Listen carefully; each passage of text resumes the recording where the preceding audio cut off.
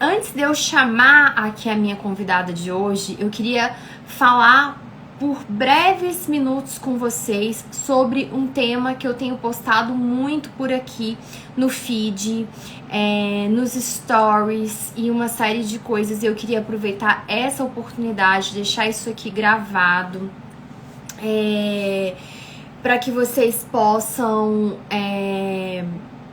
saber sobre isso. Bom, eu tenho postado, já tem alguns dias, já tem uns 20 dias aí, eu imagino. Boa noite, Adriene. Que pena, acabei de ler aqui, né, Bia falando preconceito de outras graduações não ser chamado pra ter. Isso é muito relativo, tá, Bia? Isso acontece em alguns locais, em alguns grupos específicos, mas eu tenho visto que tem melhorado muito. E tenho visto muitas pessoas que são da área da educação sendo contratadas para serem ATs.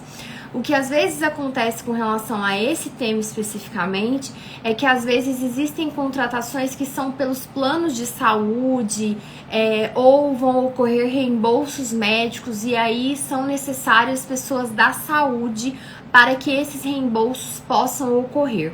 Porém, nós precisamos de um grande número de pessoas para atuar na escola. Pessoas que saibam utilizar práticas baseadas em evidência científica, focadas no ambiente escolar, né? Focadas na escola.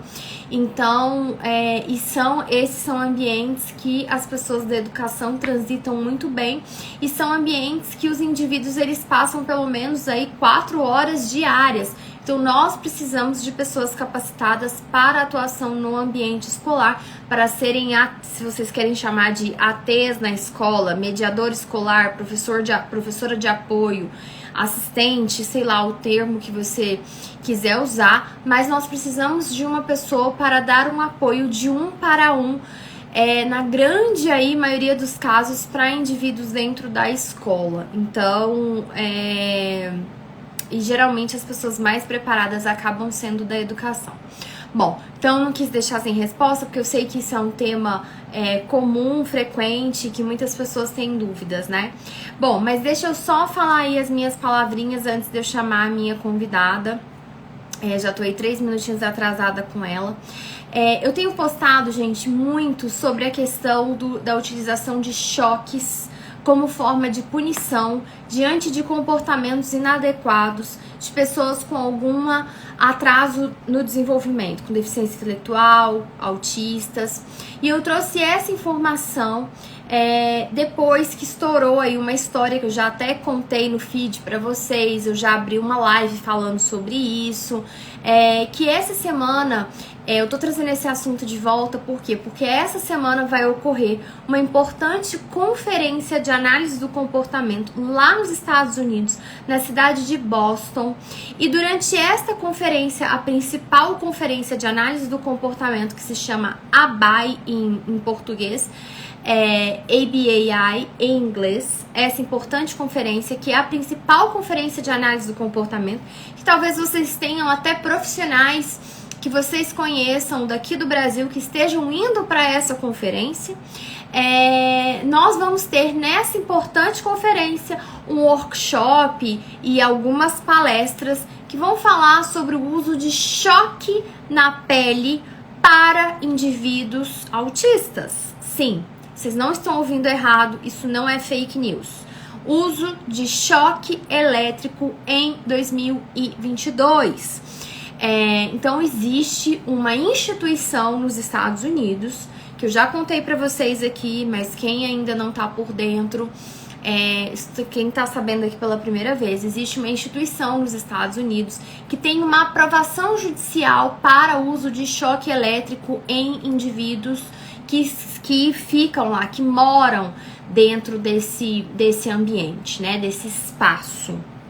E esse espaço, essa instituição, ela tem no seu quadro de diretores diversos analistas do comportamento muito famosos e respeitados na área, pessoas com várias publicações científicas, pessoas que têm ali seus CBAs e suas diversas letras aí depois do seu nome, né? As pessoas adoram letras e falar de supervisão, de BACB, que é a Board dos Estados Unidos de análise do comportamento, é como se fosse o Conselho de Análise do Comportamento nos Estados Unidos, ela não tem jurisdição aqui no Brasil, mas quem tem essa credencial acaba sendo, né, uma pessoa que passou por um certo processo de qualificação, de horas de prática, de cursos, ela passou numa prova.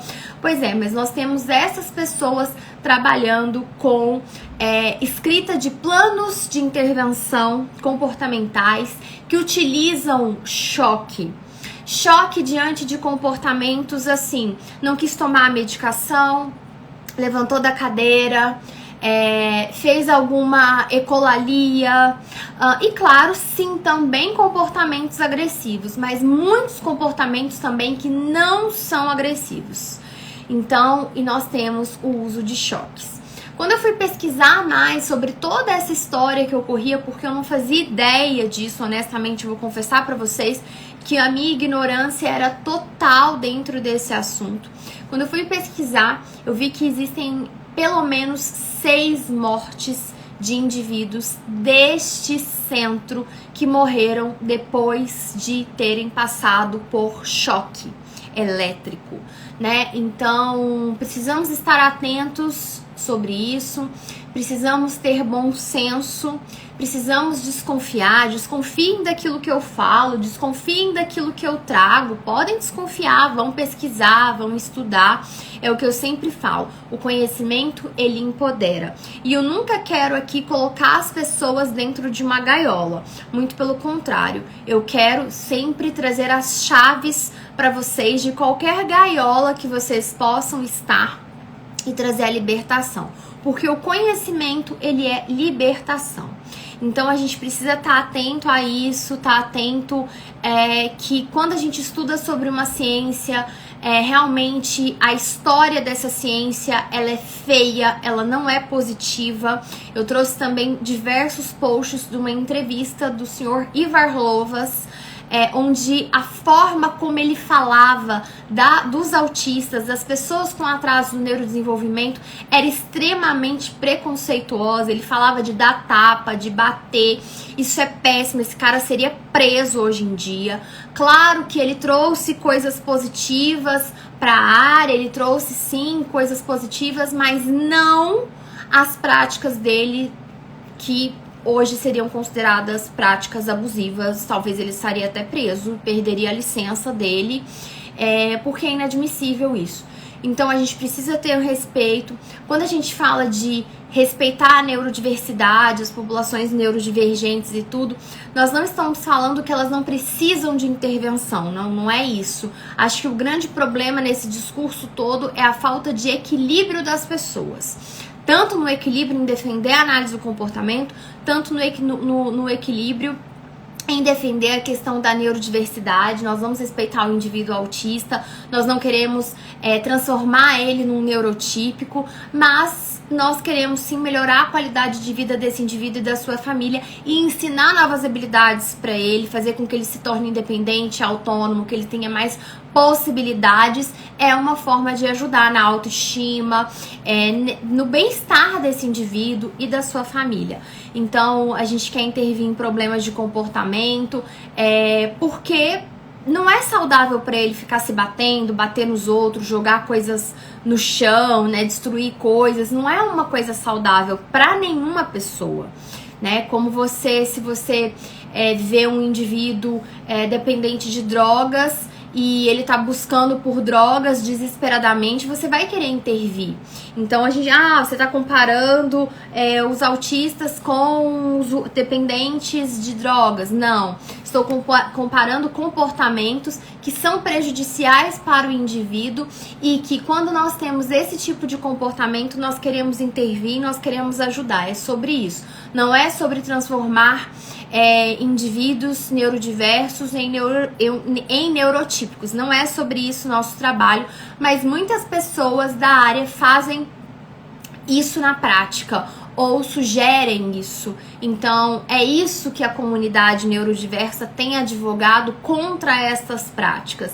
Deixe-me fazer as minhas estereotipias se eu não estou prejudicando ninguém, né? Deixe-me não fazer contato visual se isso não tá me prejudicando o meu aprendizado, porque fazer contato visual intenso com você me fere, me traz prejuízos. Então é esse tipo de respeito, respeito ao ser humano, que assim, nossa, honestamente a gente não devia nem ter que discutir isso, mas infelizmente nós estamos tendo que discutir isso, porque ainda mais como tantas pessoas da área da análise do comportamento vieram da psicologia, eu já esperava mais, um olhar mais cuidadoso para com o ser humano dessas pessoas que vieram de uma área tão bonita como a psicologia.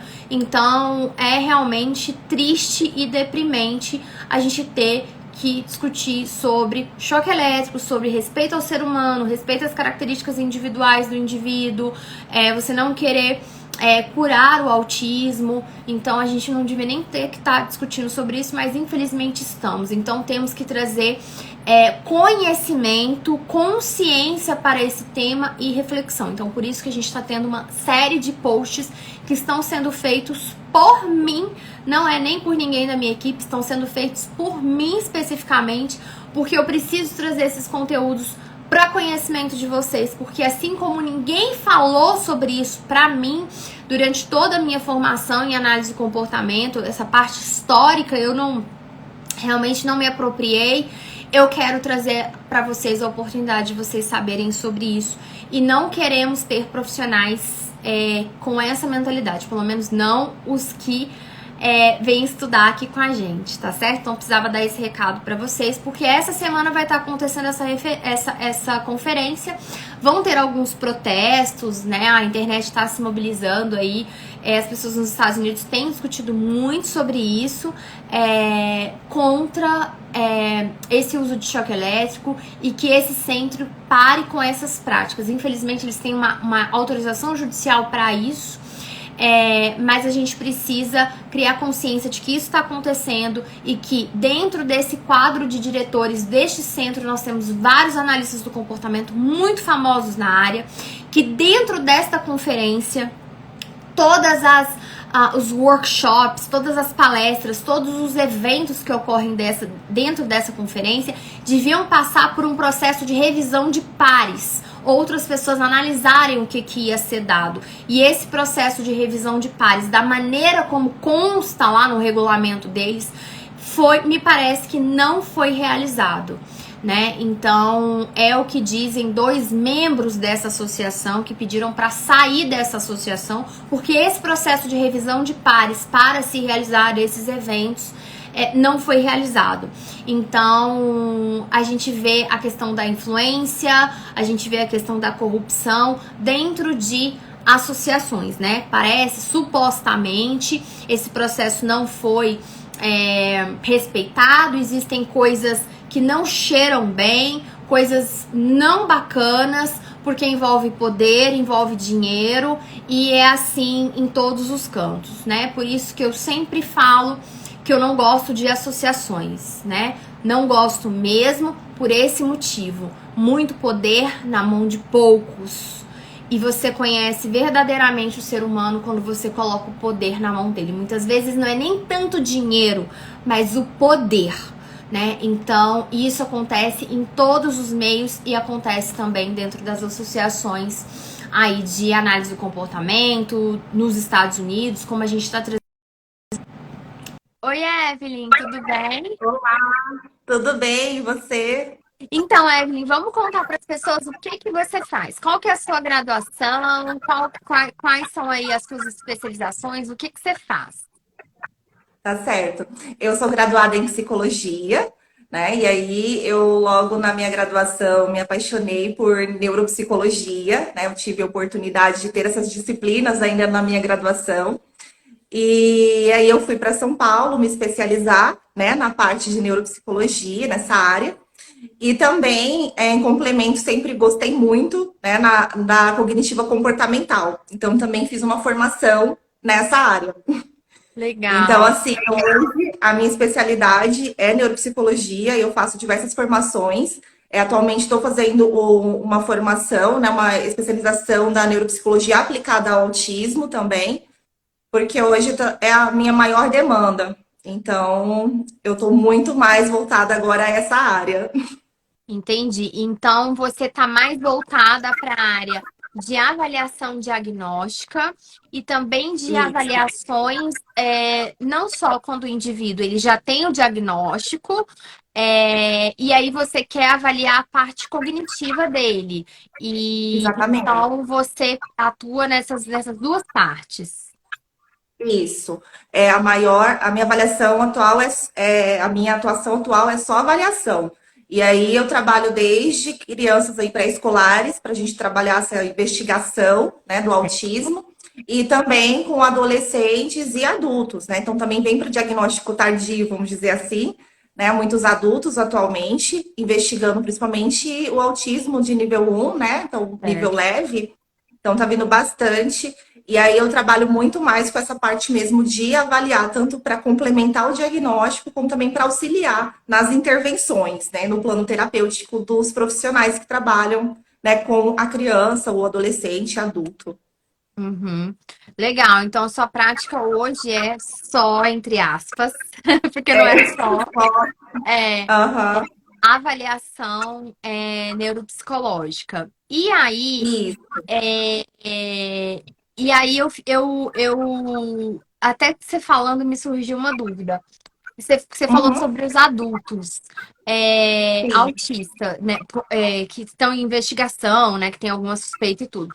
Nesses casos, isso. você vai realizar uma avaliação neuropsicológica em si, assim, com, sei Uhum, lá, VISC, se for crianças mais novinhas ali, som R, ali, o pouco que eu conheço ali sim. dos testes, Aham. ou você vai utilizar outras avaliações diagnósticas, assim, a minha dúvida é assim, tem relevância uma avaliação neuropsicológica para um diagnóstico de autismo na vida adulta, onde eu não quero saber necessariamente das questões cognitivas, porque é um indivíduo que tem uma parte cognitiva muito bem Uhum, desenvolvida. Entendeu sim.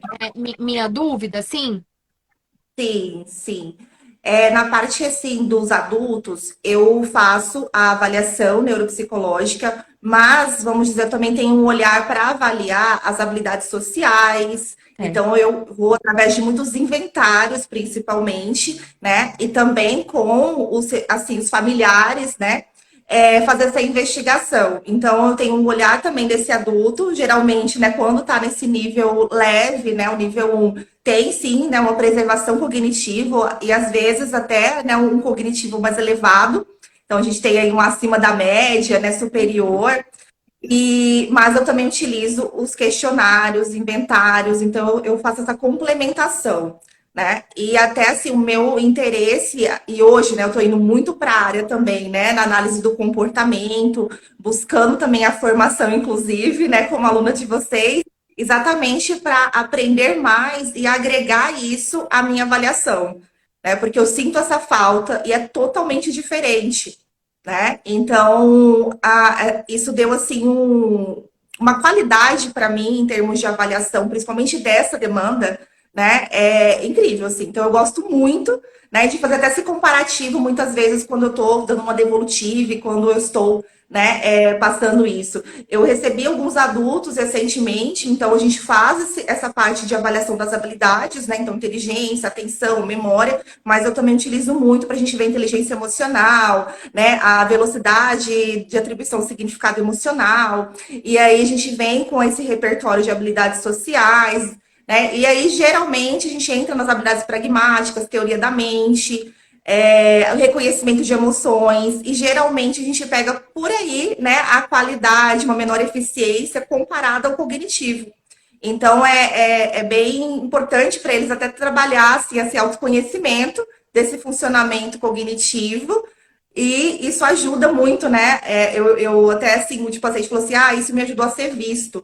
Né? Então agora eu sei exatamente o que é, porque eu já tinha essa ideia, porque né, ele conseguia pesquisar, ver tudo, e agora eu sei exatamente o que eu preciso também estimular, né? Porque a qualidade ainda não está legal, embora esteja, né, preservado em termos de idade, né?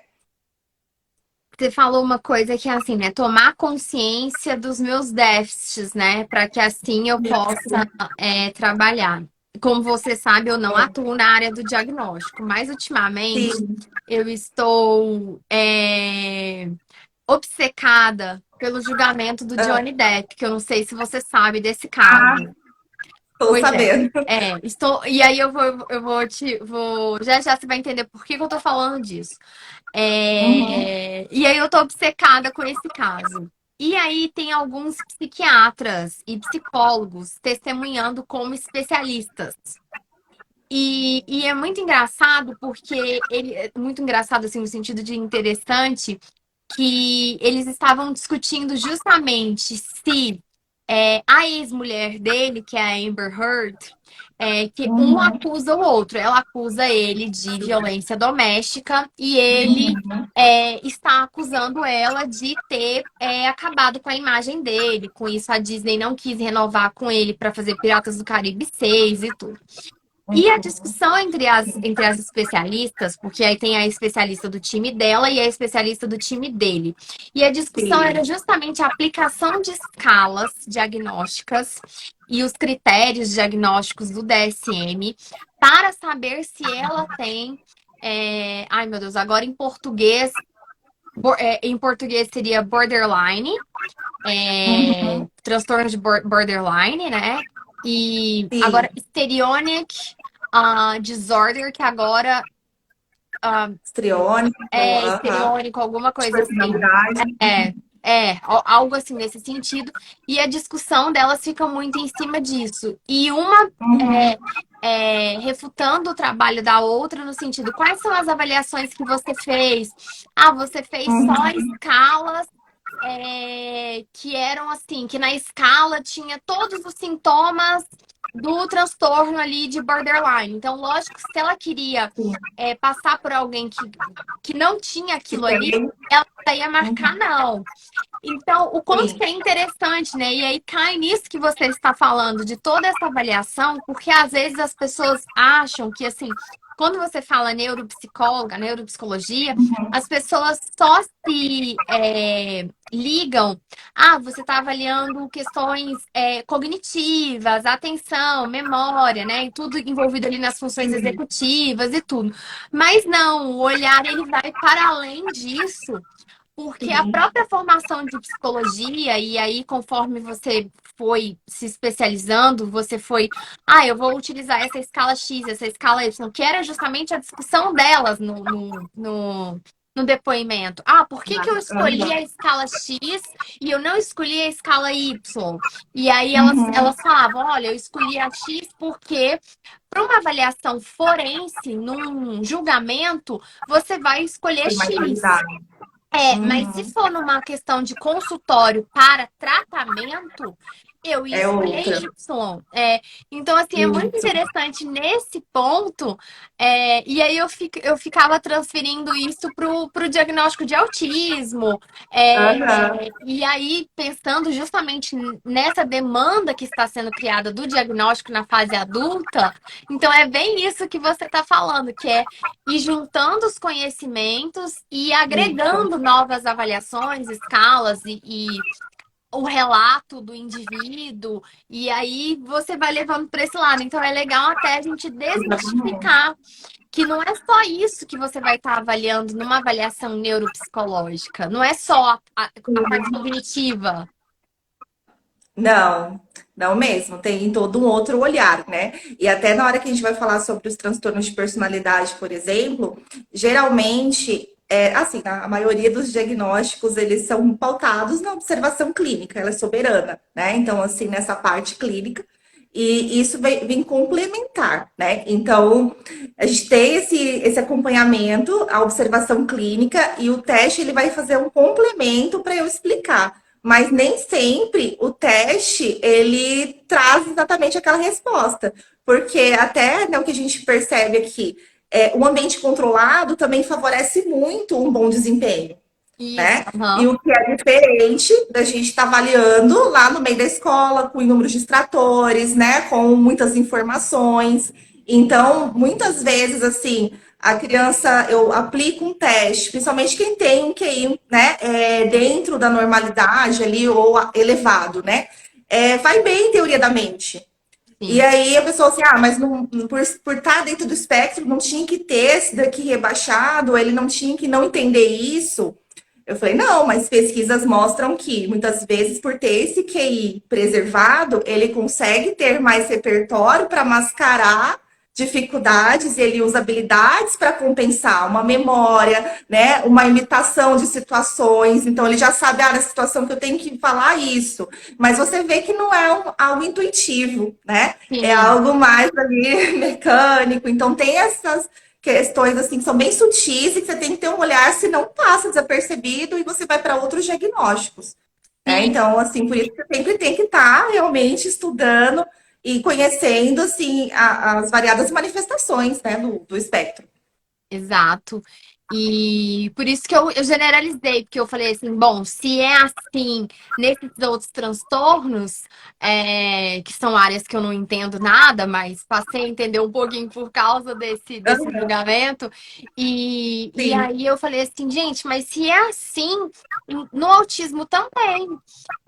E aí você falou de um outro ponto que está sendo muito discutido agora, que é a questão do masking, né? Que é mascarar, que eu não sei o termo que estão usando em português, mas seria mascarar, que eu mascaro Uhum. essas características que eu tenho, porque eu vi que na vida em sociedade eu não posso falar dessa forma, eu não posso ter esse comportamento, eu não posso fazer dessa forma, então eu passo a mascarar esses comportamentos que seria a minha reação mais espontânea, só que com o Sim. tempo esse mascarar acaba virando um hábito e é aí que às vezes os diagnósticos podem ser descartados sem um olhar mais aprofundado, porque o indivíduo Exato. ele já mascarou aquilo por, sei lá, 20 anos da vida dele, vamos É, pensar, né, no indivíduo que chega aos 25 aos 30 anos para um diagnóstico, aos 40. exato. Quantos anos que ele não mascarou esse comportamento?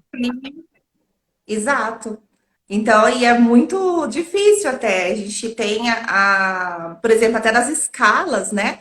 Que a maioria que nós utilizamos, elas não são sensíveis para esses casos, né? Leves. Então, elas, assim, têm sensibilidade, obviamente, para trazer aí um autismo severo, né? Então, de nível 3 de nível 2 de suporte. Agora, o nível um só essas escalas não são suficientes, né? Porque elas têm pouquíssima sensibilidade. E ainda mais, então, quando você vai, né, com adulto, que a gente tem uma escassez muito significativa também, né? Então, a gente está sempre traduzindo, adaptando e usando de forma até qualitativa, porque nem pode usar no laudo como uma técnica aí Sim, principal, né? Porque não tem essa padronização, essa adaptação para a população brasileira. Então, assim, é um desafio, a gente sempre está nesse raciocínio clínico mesmo, porque tem que ser, né, muito observado, pegar outras fontes também para a gente estar encontrando, né, essas nuances ali da comunicação social, da dificuldade daquele indivíduo, ainda mais depois de tanto tempo, né? sim. E às vezes as pessoas levam para outros diagnósticos também, né? Sim, Elas levam para outras coisas. Ah, isso é fobia social, por exemplo. Eu muito. brinco que eu falo assim, gente, eu tenho fobia social. Então eu sempre brinco, eu sou muito ansiosa, e geralmente o ansioso tem uma certa Sim. fobia social. Uhum. Então, às vezes as pessoas assim na fase adulta, elas vão levar para outros transtornos e vão descartar o autismo porque vão ficar com aquela ideia clássica de que, ué, mas ele faz contato Sim. visual comigo, ele não é, É, esse indivíduo não é autista, ele faz contato visual, ele tem uma fala excelente, fala tudo, tem um exato. vocabulário excelente, então a gente ainda vê mesmo Muito. profissionais com essa visão estereotipada do Bastante. autismo. Bastante. É o que eu sempre falo mesmo, porque eu escuto direto, né? E eu sempre falo assim, olha, as pessoas elas estão muito habituadas a olhar o autismo descrito no livro, né, que é um autismo severo, né? E então assim, todo mundo já vai, né, para essas características e não atualiza, Então fica muito mesmo, eu escuto muito, não, mas o contato visual, não, mas ele interage com as crianças. Então eu sempre tenho que trazer essa psicoeducação, né? Tá, interage com as crianças, mas como é essa interação? Né? Qual é a qualidade da interação? Ele consegue realmente se manter ali brincando? Como que é? Ah, mas ele brinca com as miniaturas, ele finge uma coisa ou outra. Tá, qual é a qualidade disso? Né? Então, assim, ele consegue ter vários temas, ou sempre precisa você ajudar, né? Então, sempre fica tentando, né? Porque, obviamente, tem a dificuldade da aceitação, esse sofrimento, né? Em termos já do idealizado, né? E do filho que vem neurodivergente. Então, assim, é difícil, né? E aí você fica buscando realmente nessas questões de pontuar ali, olha, mas tem o contato visual, ele tem uma boa interação, é afetivo, né? Então, se tem afeto, abraça, beija, né? E eu falo, sim, e tudo isso é possível, né? Não, não tem porquê, não. E aí hoje é muito trazer essa questão, tá? Vamos dizer assim, se aí vai com todo mundo, por exemplo, porque tem muitos pais que falam, não, mas é super assim, ele vai com todo mundo, já chega, É, pega na ninguém. mão de um, já conversa com o outro. Eu falei, bom, mas o fato dessa criança ou adolescente, ele ter também tanto assim, né, abertura ali, de repente ir ali, já começar a conversar com um estranho, já pegar na mão, já abraçar. Isso também não pode ser uma inabilidade social? Né? Porque não é a inabilidade, não é só você não interagir, Sim. né? Mas você de repente ser extremamente, né? Assim, até invadir o limite do outro, né? Inadequação, certa Também forma ali, social ali, do que é considerado ali o típico, né? O é padrão, isso, né? exato. Então Acho teve que assim muito. é Teve um que dificuldade. chegou para mim com 17 anos. Aí eu conversei com a família e a família trouxe assim muito assim, ah, começou com 12 com 11, aí só tinha uma característica assim que era mais a seletividade alimentar, não tinha nenhuma vontade de comer nada, né? E era isso, e aí foi muito para depressão e transtorno de ansiedade, né, social. E esse era o que era tratado e veio para mim para ser investigada essa possibilidade de ser um autismo, né, de nível 1. E aí foi bem esse processo de avaliação, né? E perceber as dificuldades, né, que tinha. E era assim, um adolescente já que estava totalmente isolado. Era só computador, não queria sair, não queria ir para a escola, queria só ter online. Então foi assim, trazer essa questão do autismo foi bem difícil para os pais aceitarem, porque eu falei, olha, o fato dele não ter tido atraso na linguagem, mas ele ter uma linguagem rebuscada ou muito desenvolvida, né? Aí a gente traz até ainda utilizando o termo do Asperger, por exemplo, né? Vai muito para um perfil assim, né? Então ele não teve atraso, mas teve um desenvolvimento ali acima do esperado, falar tão corretamente assim, né? Usar termos ou palavras ali que você não espera para a idade, isso também são indicadores, né? Então, eu falei, olha, essa parte ali de não se alimentar, não querer comer, né? Também é uma, né, restrição, uma seletividade. E isso não se enquadra, vamos dizer, no que ele está diagnosticado agora. Tem algo a mais. Exato. Então, é trazer essas orientações mesmo, é psicoeducar muito. Sim, e é quebrar um estereótipo de muitas décadas, né? São muitas Exato. décadas. Assim, a gente está vivendo um momento relativamente novo Sim. de falar sobre um autismo mais de nível um, de pensar nos indivíduos que têm uma boa linguagem, mas que têm um problema na comunicação social, o nível dessa, o quanto isso vai ser afetado ou não, essa capacidade que os indivíduos têm de se acostumar e aprender a desenvolver esses hábitos, e muitas vezes sem terapia, sozinhos ali, Uhum. fruto da interação deles com o ambiente, fruto das relações Sim. que eles vivem, às vezes no trabalho, se a gente estiver falando de um adulto, ele Uhum. aprendeu, de repente ele perdeu um trabalho por causa disso, ele não foi promovido na empresa Sim. por causa dessa falta de habilidade, ele aprendeu que ele tinha que mudar. Então, todas Sim. essas coisas, elas são elas são relativamente novas para todos os profissionais. E querendo ou não, existe um olhar muito grande só ali nas crianças, né? Naqueles indivíduos que não falam e chegam com 2, 3, 4, 5 anos ali no profissional, porque não tá falando, ou fala muito pouco, ou tem um atraso na escola.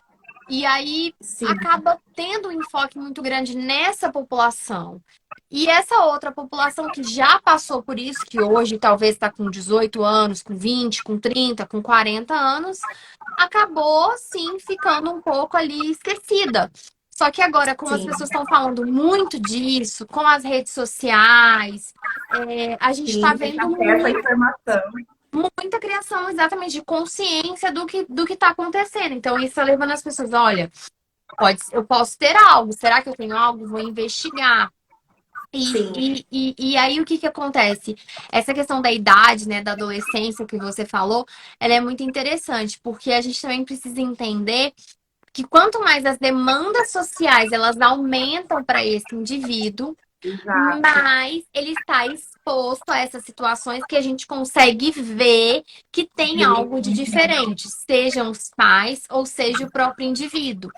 E, de fato, Exato. esses indivíduos podem sim desenvolver ansiedade, depressão, porque eles se sentem como eu não me adequo ao meio, eu não sou Sim, como todo mundo. E isso gera uma sensação de ansiedade, de depressão. Então, sim, e aí é engraçado que parece que aí a depressão e a ansiedade elas se sobrepõem ao diagnóstico primário que causou isso, não é? exatamente. E muito. E aí até essa questão, né, da consciência mesmo das próprias dificuldades, sem saber o que é, né? Por que que eu tenho tanta dificuldade assim, não consigo, e não dar nome, né? Não reconhecer, né? Por quê? E aí, quando conhece essa, assim, libertação, né? Porque agora eu sei o que é, o que está me gerando isso, e facilita muito o processo da intervenção, né? Sim, não, com certeza, porque Sim, às vezes, assim, até medicações são, a gente sempre fala, né? Essa visão da análise do comportamento de o importante é os déficits. Isso é muito válido, eu acredito, para populações com grandes atrasos no desenvolvimento. Mas sim. para as populações, assim, nível um assim, um indivíduo muito Alto desenvolvido, funcionamento, né? com funcionamento muito bom, ou com um indivíduo que de fato tem uma ansiedade ou uma depressão, o diagnóstico é muito importante, porque ele é uma forma de você ter um tratamento mais preciso. Então, Isso. assim, tem esse contraponto de que o diagnóstico é sim algo muito importante, sem falar que para o indivíduo é muito libertador, é o que eu mais ouço. Nossa, para mim foi Sim. muito libertador. Eu acho que é o que você mais ouve também, né? De que, nossa, para mim eu tirei um peso das minhas costas porque eu comecei a me entender mais. Isso explica por que que eu sou assim, por que que eu tenho esse comportamento. Tira a carga de, você é assim porque você não é bom o suficiente, porque você não é inteligente o Uhum. suficiente. Enfim, uma série de coisas que cada pessoa pode falar para si mesma. Sim. Exatamente, tira muito mesmo. E aí, e assim, eu vejo essa diferença, até porque nos pais que vêm quando é um público infantil, essa questão que você falou mesmo, né, da demanda social que se aumenta e fica, né, visível ali, mas na adolescência. Porque até trazendo assim, para os estudos atuais de cognição social, tem muitos evidenciando que na pré-escola, né, quando se tem um QI mais preservado, está dentro do nível 1 de suporte, é igual a parte social, vamos dizer ali, né, do neurotípico, né, para o neurodivergente, porque você não vê tanto, Sim. né? Então, assim, Limite não aí tem muito. de. Aham, exato. Então tem muito se trazendo, e assim, e é isso que eu sempre tento explicar. E até quando vem casos em que você não consegue realmente concluir, que ainda fica, né, assim, precisando, principalmente agora com a pandemia, né? Porque trouxe muito essa questão de não foi para a escola, receber crianças, por exemplo, que têm 4 anos com a investigação e que ainda não foram para a escola. E aí não tem esse olhar, né? E oportunidades também sociais para que você observe, né? Ficou dentro Então, de isso também casa, não tinha irmão, não conviveu com outras crianças, impacta. enfim, todos aqueles fatores que aí gera essa dúvida de forma Isso. mais latente. É. E aí eu sempre pontuo que eu prefiro pecar pelo excesso, né? Então, assim, eu falo sempre isso, olha, estamos vendo que isso aqui, né, não está na qualidade esperada ou está em atraso, vamos estimular, porque não se perde nada estimulando, né? E mesmo que a avaliação ali em si não tenha fechado um diagnóstico, o importante é a gente ter, né, esse perfil aqui de como está hoje o desenvolvimento e estimular em cima daquilo que a gente identificou atraso. Então a gente vai estimulando e reavalia posteriormente quando tiver dessas outras oportunidades também. Então, quando já inserir, né, na escola, quando a gente conseguir, para suprir hoje o que não foi possível mensurar e a gente conseguir realmente aí sim fechar. Mas pelo menos nesse tempo todo já foi feito intervenções, elas estão caminhando, né, para a criança só ter ganho. Sim, claro, a gente não pode perder tempo, não é algo que vai fazer mal, não Exato. é um remédio É, para câncer que você tá dando, e se você não tiver, você não tá exato. fazendo quimioterapia, e aí se você não tiver, vai ter te causado um big efeito colateral. Sim, Não, não é isso, só vai sim. potencializar, se não for nada, se for só um atraso devido a questões do ambiente, ótimo, ele Isso rapidinho vai alcançar o que vai está ganhar, certo. vai ter melhor qualidade nas habilidades, né? Então, sim, jamais perderemos, né? E é Exato. o que eu coloco mesmo. Porque ainda hoje a gente tem essa escuta, vamos esperar mais um pouquinho, cada um tem o seu tempo. Nossa, demais, assim, principalmente aqui, né, dos pediatras. Então tem muitos que eu escuto aí, vamos esperar mais um pouquinho, não caminha ainda para neuro, não, porque ainda pode ser. E eu falo, nossa, mas que dificuldade de estar trabalhando, né, de forma multidisciplinar e assim, né, ter esses outros olhares para a gente trabalhar junto. Eu sou uma pessoa que eu gosto muito de trabalhar junto, né? Eu acho que a gente sozinho, enfim, na nossa caixinha ele não dá certo. Então, assim, na clínica eu gosto muito de discutir o caso, de avaliar e de poder perguntar para psicólogo como tá, para fono como tá, para terapeuta ocupacional como está, para fisioterapeuta como está, sabe? Então, e a gente vê os olhares, né? E aí a gente chegar nesse consenso, assim. Nossa, é outra, né, qualidade, assim, de avaliação de intervenção para aquele indivíduo. Então, mas a gente vê muito aqui ainda essa resistência, né? E até de alguns, assim, especialistas na área também, de neuropediatria, por exemplo, ter uma dificuldade também em dar o diagnóstico do autismo, né? Então, aqui, assim, a gente tem casos que escuta, né, e fala, ai meu Deus, a criança que a gente precisa fazer alguma coisa, estou vendo, né, que precisa começar urgente essa estimulação e fica com essa perca de tempo, né, muitas vezes pelo profissional ficar ali segurando e ainda esperar o tempo, e enfim, ai, é angustiante, né, mas tem que Sim, ter o não, jogo de cintura. a classe médica, ela é uma classe de comportamento muito rígido. Eles precisam ir para o Em psicólogo alguma trabalhar a coisa, flexibilidade psicológica. cognitiva, precisa. Precisam, assim, porque a gente vê uma resistência muito grande deles, de práticas ainda muito antigas, que não é usado mais hoje em dia. Então, esse pediatra, ele precisa olhar para o desenvolvimento social, cognitivo desse indivíduo, não só ficar lá, só pesando e altura e peso e tratando infecção de ouvido e febre, essas coisas. O pediatra precisa olhar para outros fatores.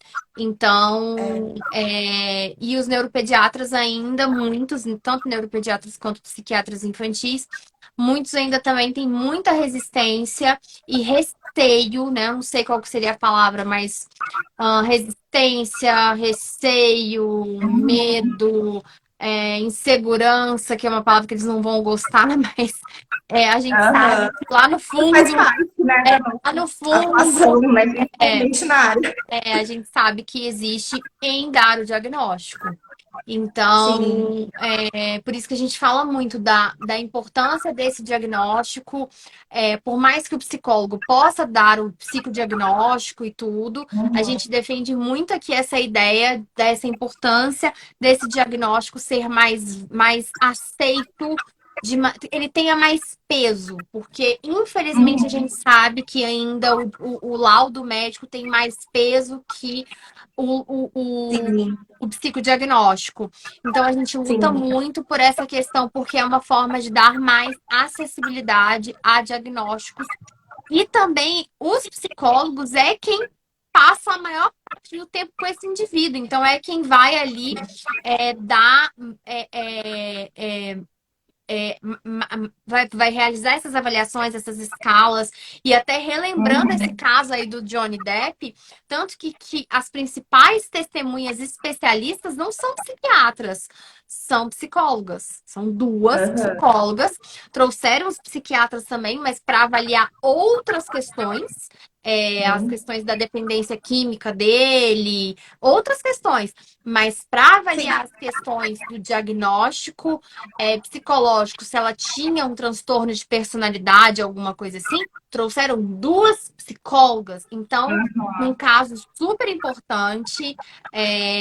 Até um advogado perguntou: e quanto que você está ganhando para estar aqui?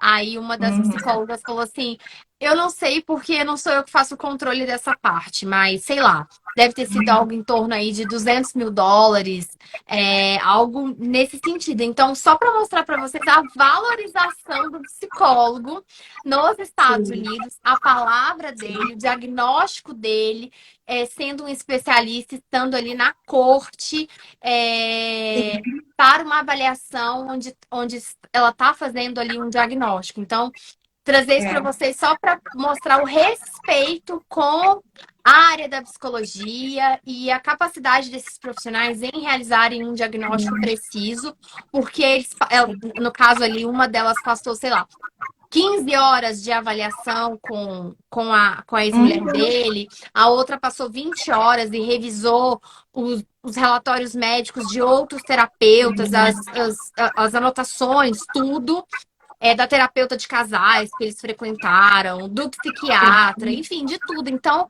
o Sim. peso que a palavra desse profissional tem. Então, isso é um tipo Sim. de coisa que a gente quer trazer para o Brasil, para que esses profissionais sejam respeitados e tenham peso.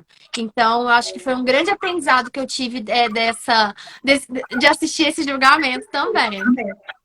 Sim, e até porque quando a gente compara também, né, nos Estados Unidos, o investimento em pesquisa e o quanto eles têm recursos, né? Então, quando assim eu olho as avaliações até da minha área, né, na Sim. neuropsicologia, lá disponíveis nos Estados Unidos, Quanto demora para padronizadas, chegar aqui? adaptadas, né? Demora, e assim, tem muitos atualmente que só estão sendo traduzidos, mas não tem adaptação para a Sim, população, sim. né? Então, assim, o quanto essa falta também, né, de investimento, consequente pela desvalorização também, né, traz prejuízos para nós, né, de forma geral, para a saúde, porque a gente acaba ficando com pouquíssimos instrumentos para nos respaldar, para nos embasar, né? Em termos de avaliação. Embora a gente fale, obviamente, a observação clínica é soberano, o raciocínio clínico é soberano, ter, né, um leque maior de avaliações também nos permite conseguir aí, quantificar habilidades e ajudar no planejamento de intervenções. Então, é muito importante. A gente tem essa, né, essa defasagem aqui. Sim. E te Então, a dá gente mais fica nesse segurança. E te dá mais segurança, assim, mais sim, com alicerce na certeza. sua prática, de tipo, olha, você vai fazer um relatório, olha, eu me baseei nisso, nisso, nisso, igual lá o relatório que elas fizeram. Tipo, uma usou 15 escalas diferentes, a outra usou não É, sei quantas escalas.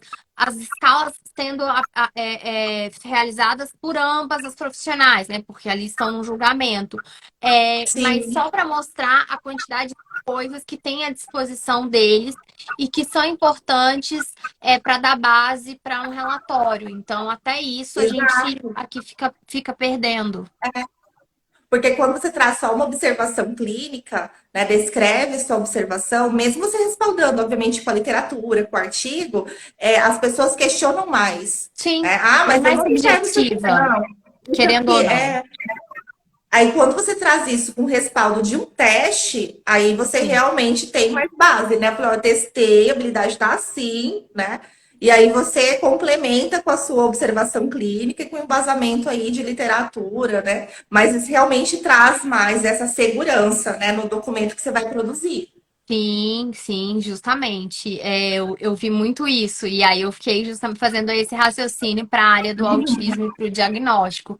Então, é com certeza É, uma lição que a gente tem que ter e aprender para trazer aqui para o Brasil, e que eu sempre fico brava que o Conselho de Psicologia tinha que lutar mais por esse direito dos psicólogos no aham, diagnóstico, de ter mais respeito, de se sim, impor mais com relação a isso, porque é quem passa mais horas com aquele indivíduo. O médico, ele vai para sim. uma, duas consultas no máximo, de 1 hora, tá? Na melhor das hipóteses, 2 horas, ok. Mas é pouco tempo, e o psicólogo vai passar diversas sessões com aquele indivíduo. Muitas vezes vai na escola, vai fazer entrevista com os pais em separado, então ele vai ter muito mais dados para fundamentar um possível Uhum. diagnóstico. Sim, sim, Perfeito, realmente.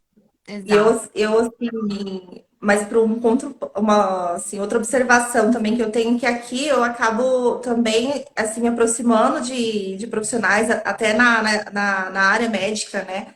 Que já tem muito esse olhar, sabe?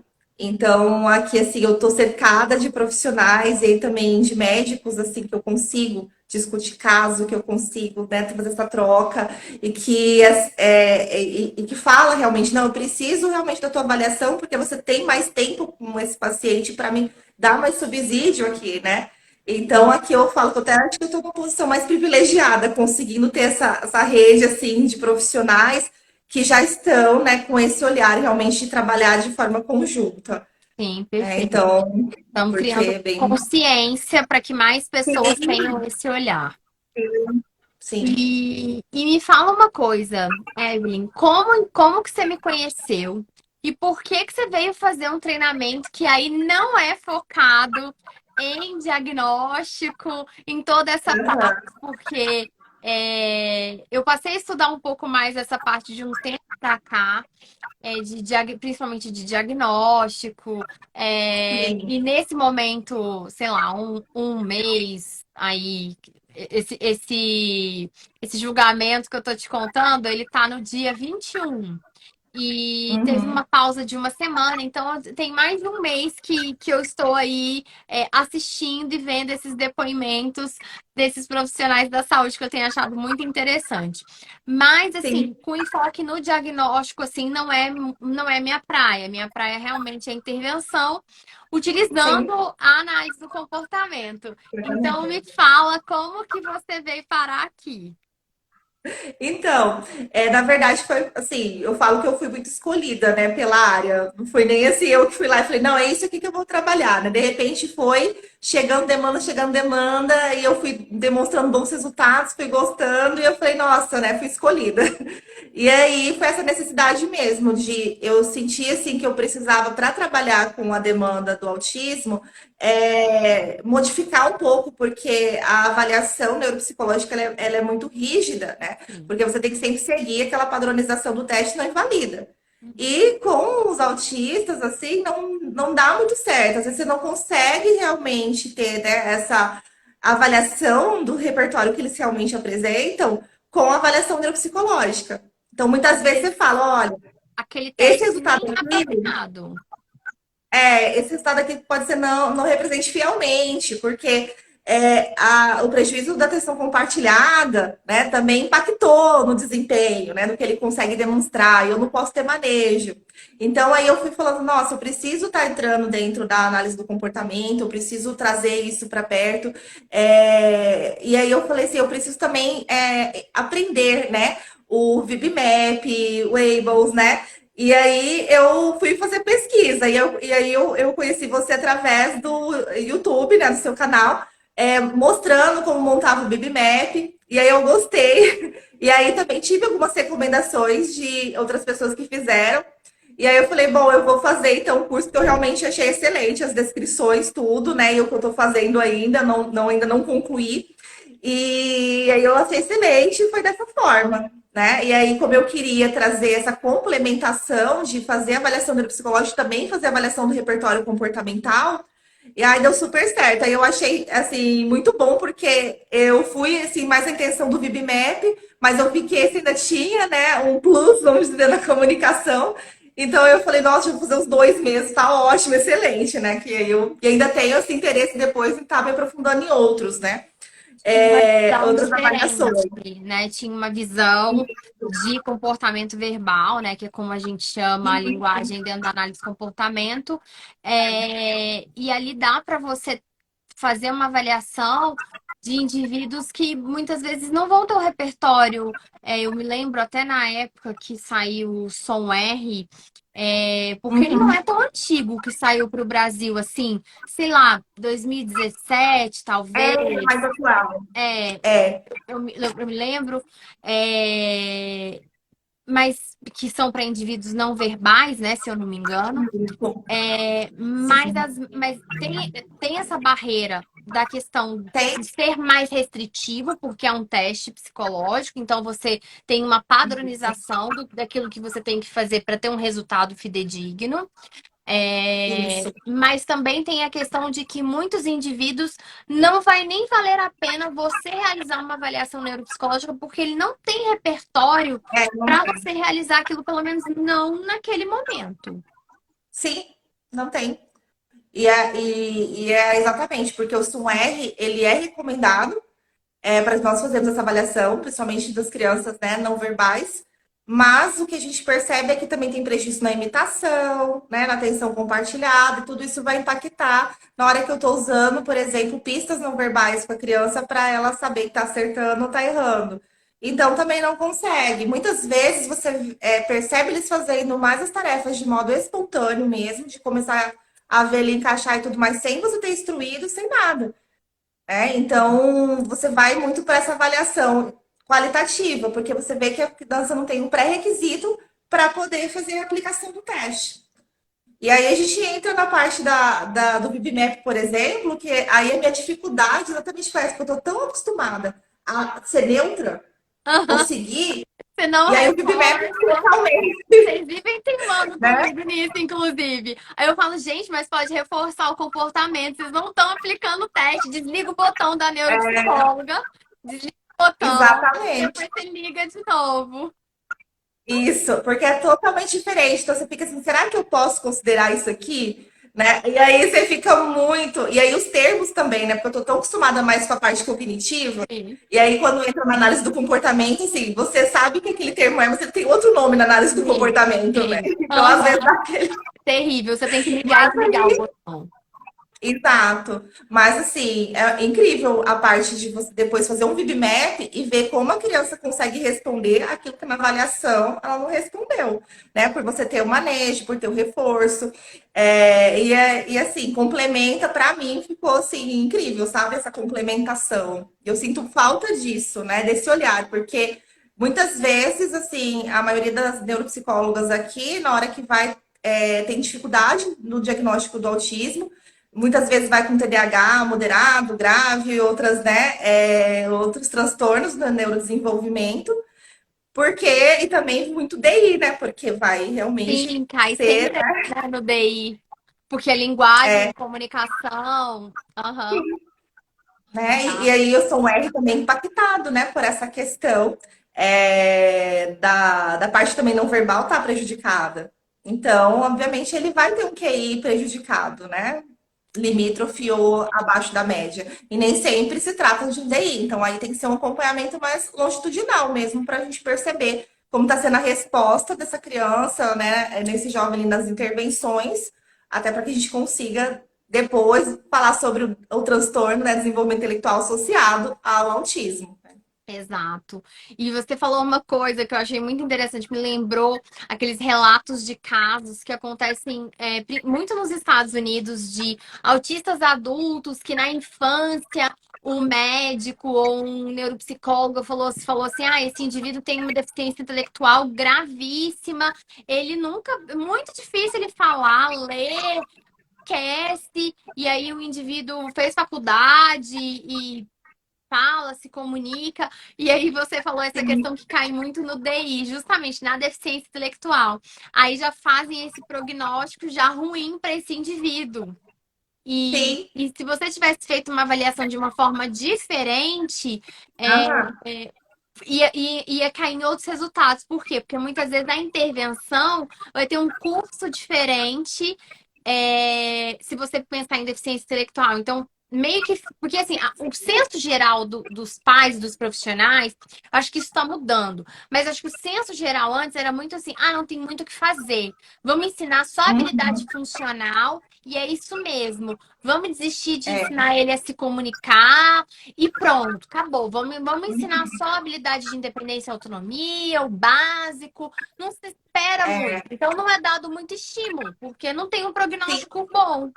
Não é meio que sim. por esse caminho? É muito.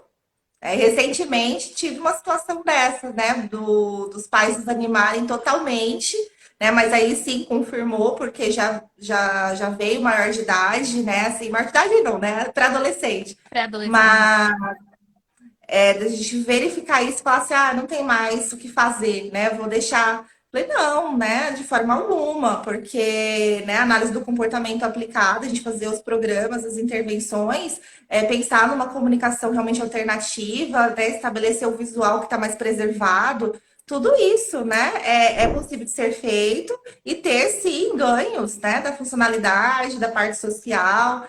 Então, não é nunca a gente limitar, né? Então, as pessoas trazem muito também essa angústia, né? Os pais. Ah, meu filho vai conseguir fazer isso? Quando a gente vem com essa questão, né, de falar de um nível moderado ou severo. Mas a gente fala, olha, nesse momento, né, é por conta de não ter desenvolvido a linguagem, então ele precisa mais do suporte, tá? Mas isso pode transitar lá depois para o nível um, porque, né, ele vai passar por todas as intervenções. Então, isso aqui não é fixo, isso vai depender muito do quanto vai ser estimulado. Então tem Exato. muito essa questão, né? E o treinamento de família também é algo aqui que está sendo, assim, o meu. Eu quero muito, né, também trabalhar mais nessa questão, mas eu vejo que aqui é muito difícil os locais que estão fazendo, as clínicas específicas, né, da análise do comportamento aplicada, estarem fazendo treinamento com os pais. Assim dá para contar no dedo, nos dedos, assim, as que estão fazendo. E o Acho que as quanto pessoas isso são muito atrasa fechadas. muito. Eu sempre falo disso, né? Que as pessoas e até no início da live eu tava falando sobre isso, né? Sim. Essa questão de análise de comportamento mais antiga, de que pensar em choque, gente, em 2022. Eu também tomei um choque quando eu fiquei sabendo disso, porque, meu Deus. Sim, Mas eu vejo que as pessoas, elas são muito fechadas. E sim. eu acho que esse fechar delas, elas deviam fazer terapia, inclusive. É, Todo mundo. todo mundo, exatamente. Eu acho que esse fechar vem muito da insegurança. Sim. As pessoas têm uma certa insegurança e aí elas pensam que se elas se abrirem e mostrarem aquilo que elas estão fazendo, as pessoas Uhum. vão julgar elas. Então eu acho que Sim. isso a gente precisa abrir ainda essa visão de julgamento, você precisa ter o pai ali dentro. Essa ideia do coach parental mesmo. Eu acho que muita gente tem preconceito com coaching e tal, mas acho que o problema é só nas pessoas, não nas ferramentas, assim. Mas eu acho que essa ideia do coach pensando como um treinador mesmo, como alguém Sim. que está ali para orientar, para trazer os passos, para trabalhar nas inseguranças. Você Exato. acaba dando esse apoio emocional, mas também educacional. E aí você treinar, olha, Sim. você faz assim, vamos dar enfoque nisso. Ó, agora não é a hora da gente preocupar com isso. Vamos pensar Sim. naquilo. Então, essas ideias acho que fazem toda a diferença. E às vezes as pessoas Faz. elas se fecham, que eu acho que tinha falado tanto de treinamento de paz, dessa ideia. É engraçado que dentro da análise de comportamento nos Estados Unidos, a ideia de ser coach parental, ela é muito bem vista. Ela é vista com Uhum. muitos bons olhos. E no Brasil, por essa Sim. questão do coaching ter ficado muito, de certa forma, prostituído ali, pessoas sem Aham. muita formação, se intitulando coach e tal, isso, quando fala de coach, tem pessoas que vão associar coisas ruins.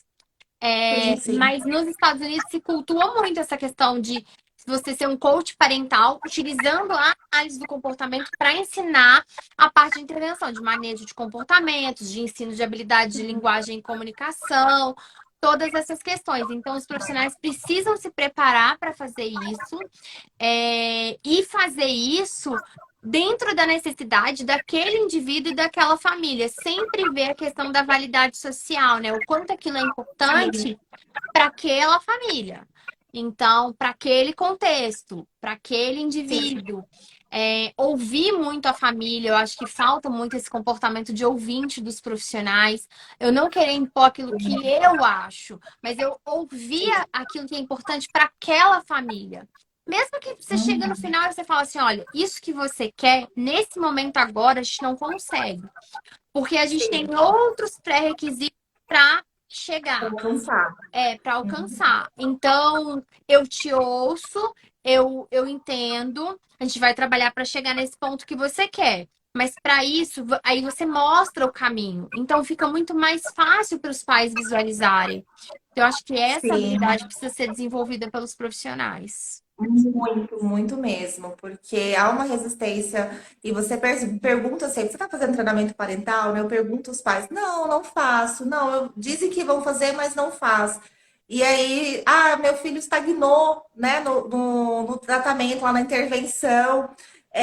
Eu falei assim, tá, mas como que está sendo feito? Tá conseguindo, né, ensinar vocês também a lidar? Não, não tá. E aí eu falo, gente, mas precisa, vocês precisam ser essa extensão, né? Porque vocês que estão 24 horas por dia e vocês precisam ter este conhecimento para generalizar as habilidades, né? E aí você vê os pais aí não saindo, né? Então, assim, ficando realmente em casa, agora que pode voltar. E aí eu falo, olha, como que essa criança ela vai ter, né, adquirir um repertório de habilidades sociais se vocês não saem, como vocês vão conseguir lidar com os comportamentos ali disfuncionais, com as barreiras, se vocês não vão até a situação para conseguir Se expor, manejar? né? Então, assim, não vai conseguir melhorar isso dentro de casa. E aí, toda vez que for sair, sempre vai ser mais difícil, né? Então, assim, tem que trabalhar muito essa psicoeducação. Esses tempos também chegou casos para mim da escola pedir para ser feito em casa a educação, porque não conseguia ter o professor de apoio, Uhum. né? E a criança precisa ir para a Ser escola, precisa exposta a ter um esse profissional de ambiente. apoio lá, né? E aí vem com essa questão do homeschooling, né? Então, colocando dentro de casa e possibilitando mais né, uma oportunidade que ela teria para poder desenvolver, né, as habilidades sociais. Então, Exato. assim, tem alguns retrocessos que a gente está, né, Sim. percebendo acontecer e, assim, muito preocupante, né? E da forma Eu, como está sendo manejado. eu sempre falo que, assim, na questão do homeschooling, né? Eu sou a favor que os pais possam escolher. Então, assim, de não ser colocado como um crime. Imposto. É, Uhum. mas, assim, no caso dos transtornos do neurodesenvolvimento, eu acho assim, para os pais que têm condição de manter uma equipe, ter tudo, é confortável você ter uma estrutura de homeschool, igual eu tenho uma estrutura aqui na minha casa que eu poderia fazer. É confortável Uhum. porque você não expõe o seu filho a adversidades, a frustrações, você está no controle, ainda Sim. mais eu que sou uma super controladora. Só que se Uhum. perde muito. Ele precisa ser exposto a isso, porque a vida é justamente isso, é você ser frustrado o Exato. tempo inteiro, são as coisas não saírem conforme você planejou, é você ter que Uhum. lidar com as situações, essa é a vida. Então, É, conviver com pessoas diferentes, suas vontades não serem prevalecidas. Então, sim. do ponto de vista do aprendizado, assim, se eu for olhar, só para estimulação, aplicar programa, ensinar Sim. leitura e tal, Beleza. E, Mas é por isso gente, que se a gente tem um mediador para fazer isso lá na escola, fazendo as é, atividades que são específicas para aquele indivíduo, por isso que a gente ganha muito.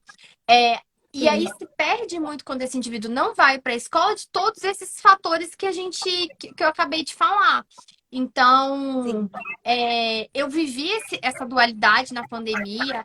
Ah, mas tá vendo quantas coisas a gente pode fazer aqui? Porque eu posso Uhum, fazer, ensinar mais coisas, que na escola às vezes fica perdendo tempo com umas bobeiras. uhum. Realmente.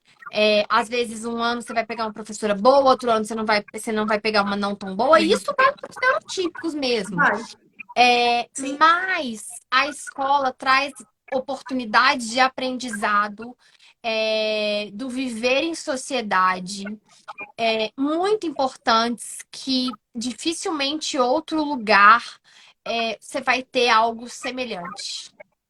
é, Então, exatamente. sabe? Acho que isso a gente tem que pensar muito nisso, porque para a escola é muito fácil, né? Ah, não vamos lidar com Sim, isso, não. Não vamos lidar com isso, não. Deixa em casa, porque a gente não tem que lidar com esses problemas, porque sim. sim, surgem problemas. Só que ter uma escola é ter problemas. Os neurotípicos causam problemas. Exatamente, até mais. Exato. E realmente, e eu percebo assim essa dificuldade mesmo na falta de preparação e ainda principalmente quando a criança tem comportamento de agressividade, né? Então, quando tem essa irritabilidade, agressividade, aí que fica muito mais complicado. E aí que vem essa questão de querer, né, afastar do ambiente, porque não consegue, né? E não para também pessoas ali, porque eles também não investem em pessoas que estejam tão, né, capacitadas de fato, Exato. né? O Então, grande assim, não tem problema é nem a essa gente capacidade. colocar alguém capacitá-la também, né?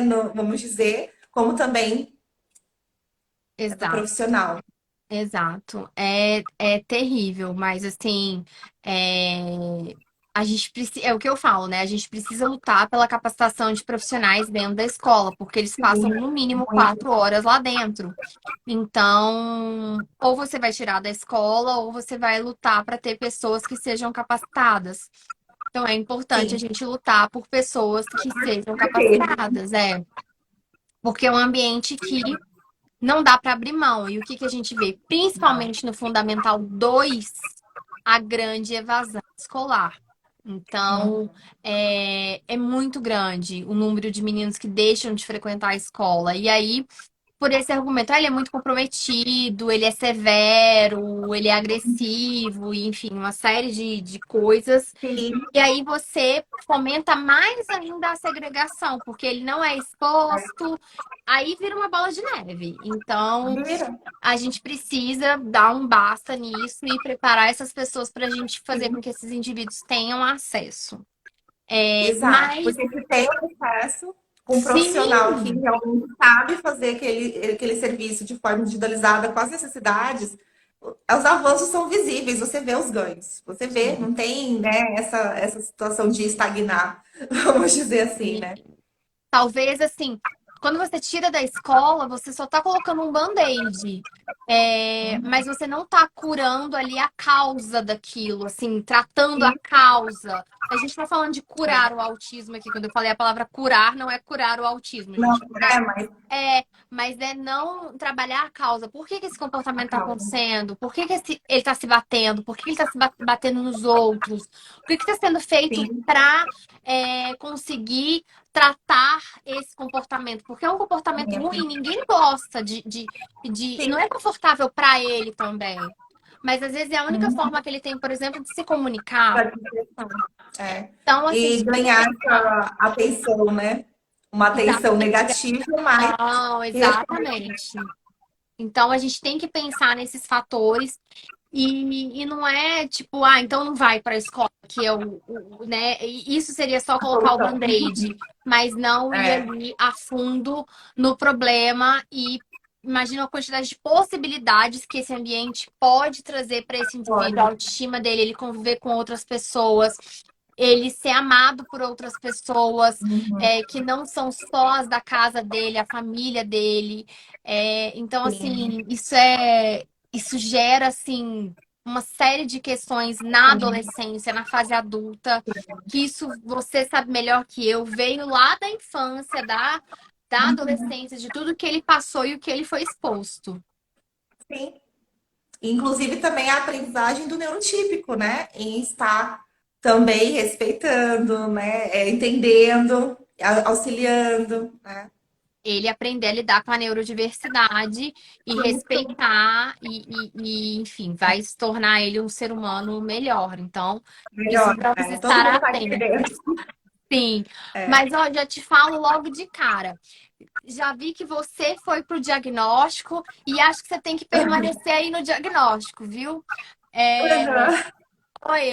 eu sou muito engraçada, porque eu falo, mesmo que eu não vá. Quando eu falo assim, não vai estudar muito sobre análise de comportamento, não, porque isso para você não vai ser tão relevante. Então é meio que o que eu Uhum. falo para você, não vai se enveredar para fazer uma pós de análise do comportamento, não.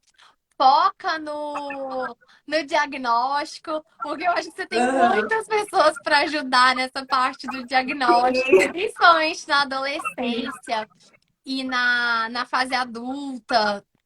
Então, assim, foca nisso mesmo, porque aí É. você consegue encaminhar esses indivíduos, Isso. né? Então, foca nisso, porque Mas eu é acho bem o que eu estou realmente que é onde você fazendo, porque tá, eu né? falo, né? Eu falo, não tenho pretensão realmente de me aprofundar muito até na elaboração De do PEI, né? programas, isso, aham. Porque eu quero ter parceria com alguém no qual eu Isso. avalio e faço isso para outra pessoa atuar Uhum. dentro dessa elaboração e acompanhar, né? Porque eu penso em fazer isso em conjunto realmente, porque a minha paixão é, de fato, estar dentro da avaliação. Fica bem. Então, assim, o que eu quero mesmo é ter o conhecimento que eu preciso dentro da área para agregar, né, no processo de avaliação mesmo. Exato. Coloca aí na sua listinha para você vir fazer a pós de transtornos do neurodesenvolvimento, que eu acho Pode que é sua deixar. cara, é seu número, Vai, sim.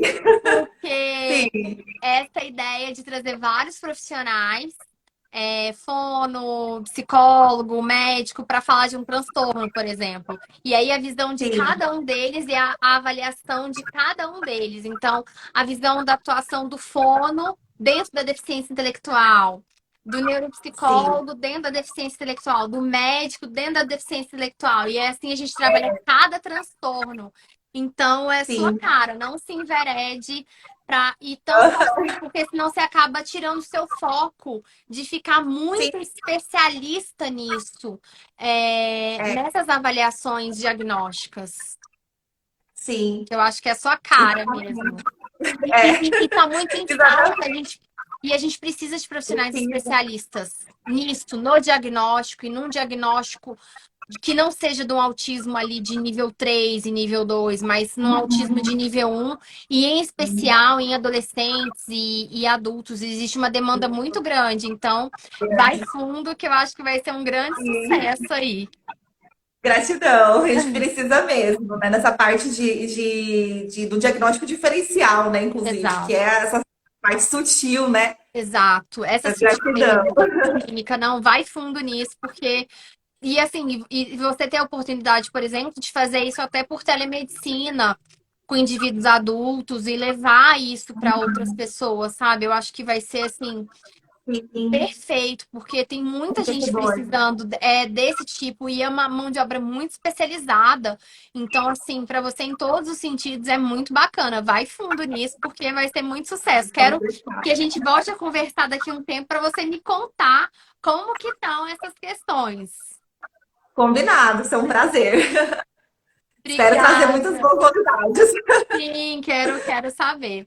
Obrigada, viu, Evelyn? Muito obrigada aí pelo seu tempo, Eu que pelo seu agradeço. trabalho. Foi, nossa, uma conversa muito, muito boa, muito gostosa, que eu Sim. espero repetir aí.